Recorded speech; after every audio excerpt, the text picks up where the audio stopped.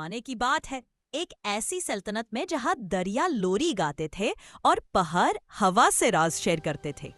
वहां एक नन्ही सी लड़की रहती थी जिसका नाम था एलारा। वो कोई शहजादी नहीं थी जो ऊंचे महल में रहती हो, बल्कि एक सादा सी गदारिया की बेटी थी। उसके बाल खिजा के पत्तों जैसे घोंघरियाले थे और आंखें सुबह की ओसा की तरह चमकेली। एलारा को एक खास तोहफा मिला था। वो जंगल के छुपे हुए गीत सुन सकती थी। पत्तों की सरसराहट जो कहानियां सुनाती थी, नदियों की बुलबुल जो ख्वाब बयान करती थी और फूलों की धीमी सी आवाज जो चांदनी में खिलते थे। हर सुबह एलारा अपने सफेद भैयों के रिज के साथ जादुई जंगल में चली जाती थी और फिजा के इस सिम्फनी को सुनते हुए। उसका पसंदीदा जगह था पुराना ससुरती विलो दरख्त के नीचे। लेकिन एक मनहूस खिजा की शाम आया। एक चालक जादूगर वोरथ जो जंगल के बेइंतहा संगीत से जलता था, ने एक बुरा जादू किया। अपने कांटों से बने असा के इशारे से उसने जंगल की आवाजों को चुरा लिया। विलो का गीत गायब हो गया। दरख्त दुखी और सुस्त पड़ा था, उसकी शाखें जैसे जमे हुए आंसू। जानवर बेचैन हो गए, फूल मुरझा गए और सल्तनत के लोग अपनी हंसी भूल गए। इलारा का दिल सबसे ज्यादा दुखा, क्योंकि बिना जंगल के गीतों के उसकी दुनिया ठंडी और खाली लगती थी।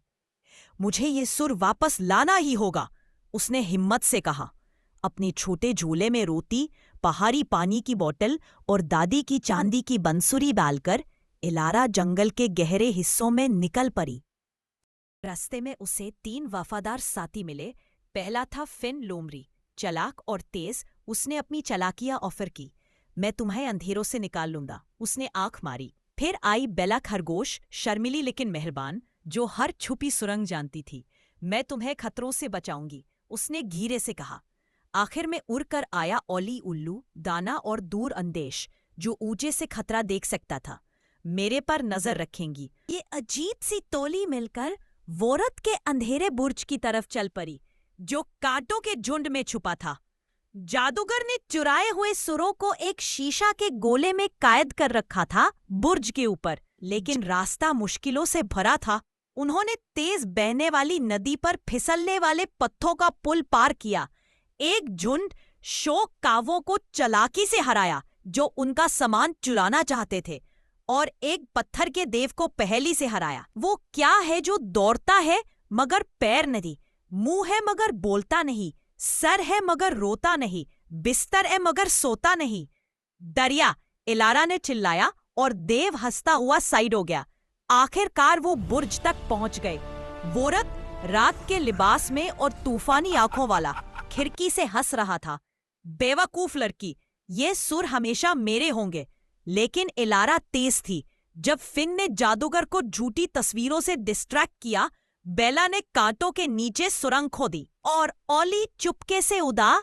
इलारा बैलों पर चढ़ती हुई बुर्ज पार पहुंच गई। गोले तक पहुंचकर उसने अपनी चांदी की बंसुरी होठों से लगाई और वही सुर चेहरा जो उसे याद था।